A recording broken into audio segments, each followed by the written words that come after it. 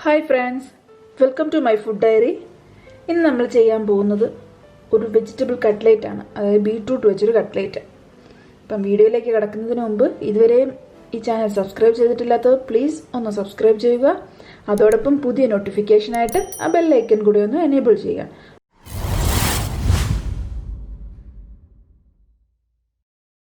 നമുക്ക് വീഡിയോയിലേക്ക് കിടക്കാം. ഞാനിവിടെ ഒരു 2 ടീസ്പൂൺ എണ്ണ ഒഴിച്ചു കൊടുക്കുന്നു.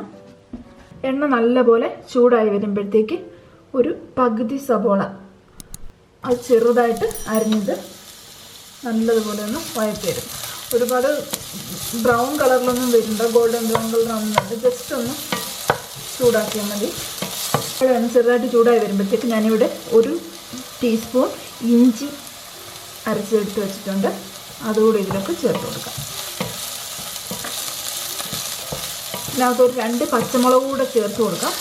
ഞാൻ ചേർത്ത് കൊടുക്കുന്നത് എൻ്റെ കുട്ടികളുള്ളത് കാരണം അവർക്ക് പച്ചമുളക് ഇഷ്ടമില്ല. അപ്പോൾ നമ്മളത് കഷ്ണമായിട്ട് ഇട്ട് കഴിഞ്ഞ് കഴിഞ്ഞാൽ അതവർ കഴിക്കുകയില്ല. അപ്പോൾ അതുകൊണ്ട് ഞാൻ അതിൻ്റെയും കൂടെ ചേർത്ത് ഇതിനകത്ത് മുളക് പൊടിയാണ് ചെയ്യുന്നത്. നമുക്കൊന്നും വേണമെന്നുണ്ടെങ്കിൽ പച്ചമുളക് ചേർക്കാം.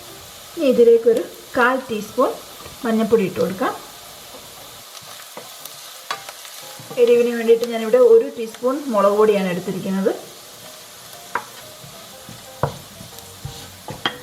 1 ടീസ്പൂൺ കുരുമുളക് പൊടിയും കൂടെ എടുത്തിട്ടുണ്ട്. ഇത് ബീട്രൂട്ട് ആയതുകൊണ്ട് ബീട്രൂട്ടിന് നല്ല മധുരമാണ്, അതുകൊണ്ട് നമ്മൾ ഇതേപോലെ കുരുമുളക് നല്ലതുപോലെ ചേർത്ത് കൊടുക്കുന്നത്. ഒരുപാട് എരി എപ്പോഴും അവരവരുടെ ഇതിനനുസരിച്ച് നമ്മൾ കൂട്ടുകയും കുറയ്ക്കുകയും ചെയ്യാം. ഒരുപാട് എരിവ് കഴിക്കുന്നവരാണെങ്കിൽ അത് കൂട്ടുകയും കുറയ്ക്കുകയൊക്കെ ചെയ്യാം. ഇനി ഇതിലേക്ക് 1 ടീസ്പൂൺ ഗരം മസാലയും കൂടെ ചേർത്ത് കൊടുക്കും. ഇത് ഒരുപാട് മൂക്കേണ്ട കാര്യമില്ല. ഇതൊന്ന് റെഡിയായി വരുമ്പോഴത്തേക്ക് ഞാനിവിടെ ഒരു വലിയ ബീട്രൂട്ട് ചെറുതായിട്ട് ചോപ്പ് ചെയ്ത് വെച്ചിട്ടുണ്ട്. ഇതുപോലെ ഇതുകൂടെ ഇട്ട് നമുക്ക് നല്ലതുപോലെ ഒന്ന് വഴറ്റിയെടുക്കാം. നമ്മൾ വേവിക്കുന്നൊന്നുമില്ല, ജസ്റ്റ് ഒന്ന് വഴറ്റിയാൽ മതി. അത് ആ പൊടികളൊക്കെ ഇതിനകത്തൊന്ന് പിടിച്ചു വരാൻ വേണ്ടിയിട്ട് നമ്മൾ ജസ്റ്റ് ഇതിനകത്തിട്ടൊന്ന് വഴറ്റിയെടുത്താൽ മതി. ഞാനൊരു അത്യാവശ്യം വലുപ്പമുള്ളൊരു ബീട്രൂട്ടാണ് എടുത്തത്. ഇപ്പം നല്ലതുപോലെ ഒന്ന് ആ പൊടികളൊക്കെ നല്ലതുപോലെ ഒന്ന് മിക്സ് ആയിട്ടുണ്ട്.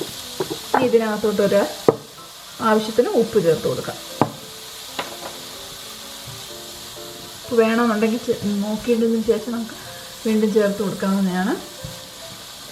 ഇനി ഞാനിവിടെ ഒരു 2 ഉരുളൻകിഴങ്ങ് നല്ലതുപോലെ വേവിച്ച് ഉടച്ചെടുത്തിട്ടുണ്ട്. ഇത് ഉപ്പ് ചേർത്താണ് വേവിക്കുന്നതെന്നുണ്ടെങ്കിൽ അതിനനുസരിച്ച് ഉപ്പ് നമ്മൾ ബീട്രൂട്ടിനകത്ത് ഇടാൻ പാടുള്ളൂ. ഇതിപ്പോൾ ഞാൻ ഉപ്പ് ചേർക്കാതെയാണ് വേവിച്ചേക്കുന്നത്. ഇനി ഇതും കൂടി ഇതിനകത്തോട്ട് ഇട്ട് കൊടുത്ത് നമുക്ക് നല്ലതുപോലെ ഒന്ന് മിക്സ് ചെയ്തെടുക്കാം. ഇളക്കാൻ സൗകര്യത്തിന് വേണ്ടിയാണ് ഇതേപോലെ കുറേശ്ശെ ഇട്ട് കൊടുത്ത് ഇളക്കുന്നത്. ഇനി ഇത് നല്ലതുപോലെ മിക്സായി കിട്ടണം.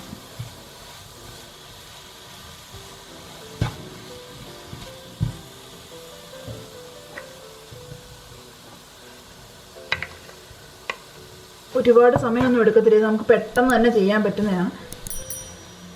ഉരുളൻകിഴങ്ങ് ഒന്ന് വെന്ത് വരുന്ന ആ ഒരു സമയം മതി. നമ്മൾ നല്ലതുപോലെ മിക്സ് ചെയ്തെടുത്തിട്ടുണ്ട്.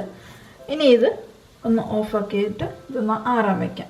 ഇപ്പം നമ്മുടെ ബീട്രൂട്ടൊക്കെ തണുക്കുന്ന ആ ഒരു സമയത്തിലേക്ക് ഞാനിവിടെ ഒരു 2 ടേബിൾ സ്പൂൺ കോൺഫ്ലവർ എടുത്ത് വെച്ചിട്ടുണ്ട്. അതിനകത്തൊരു അല്പം വെള്ളം കൂടെ ഒഴിച്ച് നമുക്കതൊന്ന് മിക്സ് ചെയ്ത് വയ്ക്കാം. നമ്മളിത് മുട്ട അടിച്ചല്ല ചെയ്യുന്നത്, അതുകൊണ്ടാണ് കോൺഫ്ലവർ എടുത്തത്. നമ്മുടെ കോൺഫ്ലവർ നമ്മൾ നല്ലതുപോലെ മിക്സ് ചെയ്ത് റെഡിയാക്കി എടുത്തിട്ടുണ്ട്. സാധാരണ നമ്മൾ മുട്ടയ്ക്കകത്ത് മുക്കി ചെയ്യുന്നത്, ഇതിപ്പം വെജിറ്റബിൾ കട്ട്ലേറ്റ് ആയത് കാരണം നമ്മൾ ഇതുപോലെ കോൺഫ്ലവറിനകത്ത് മുക്കി ചെയ്യുന്നു. ഇനി നമ്മുടെ ബീട്രൂട്ട് നല്ലതുപോലെ തണുത്ത് വന്നിട്ടുണ്ട്. ഇനി ഇത് നമുക്ക് ഷേപ്പ് ചെയ്തെടുക്കണം.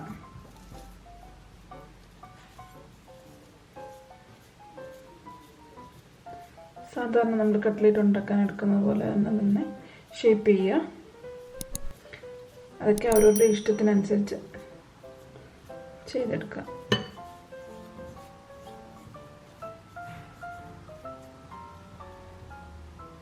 ഞാൻ ഇതുപോലെയാണ് ഷേപ്പ് ചെയ്തെടുത്തിരിക്കുന്നത്.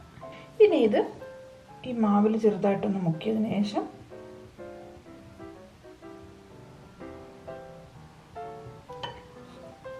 ഇവിടെ റസ്ക് പൊടിക്കകത്തോട്ടിട്ട് നമുക്കതൊന്ന് ഇത് ചെയ്തെടുക്കാം.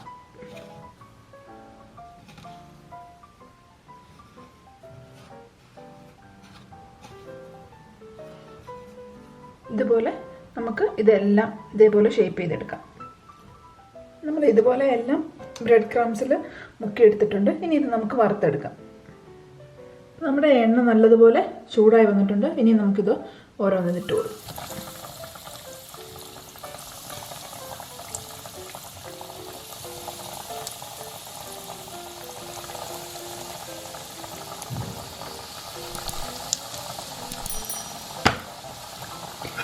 നമ്മൾ ഒരുപാട് തീയിലിട്ടല്ല ചെയ്യുന്നത്, ഒരു മീഡിയം തീയിലിട്ട് മതി.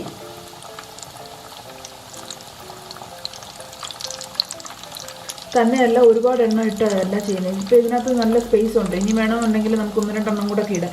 പക്ഷെ ഞാൻ ഇതൊരു 5 വീതമാണ് ഇട്ട് വറുത്തെടുക്കുന്നത്. നല്ലതുപോലെ മൂത്ത് വന്നിട്ടുണ്ട്. നല്ലൊരു ബ്രൗൺ കളറായിട്ടുണ്ട്. ഇനി ഇത് നമുക്ക് കോരിയെടുക്കാം.